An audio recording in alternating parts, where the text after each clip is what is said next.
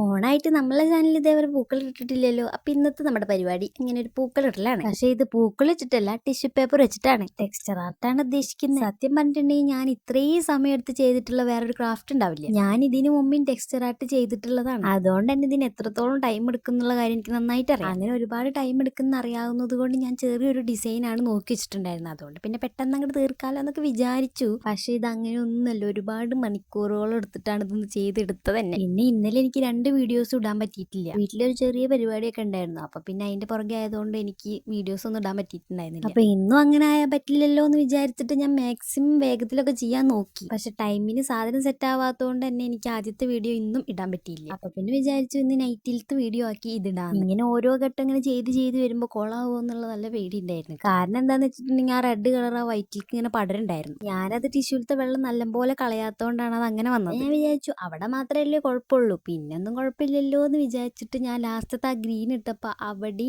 പണിപാളി. ആ green colour യെല്ലോയിൽക്കൊക്കെ ആകെ ഇങ്ങനെ സ്പ്രെഡ് ആവലോടി. അങ്ങനെയൊക്കെ ആയാലും വലിയ കുഴപ്പമില്ലാതൊക്കെ സെറ്റായി കിട്ടിയിട്ടുണ്ടായിരുന്നു. എന്തായാലും ഫൈനൽ റിസൾട്ട് എനിക്ക് ഭയങ്കരമായിട്ട് ഇഷ്ടപ്പെട്ടിട്ടുണ്ടായിരുന്നു. അപ്പൊ എങ്ങനെയുണ്ട് ഈ പൂക്കളം? ഇഷ്ടമായോ? ഇഷ്ടമായി എന്നുണ്ടെങ്കിൽ ഒന്ന് ട്രൈ ചെയ്ത് നോക്കുക. പിന്നെ ലൈക്ക്, സബ്സ്ക്രൈബും കമന്റ് ഒന്നും മറക്കണ്ട.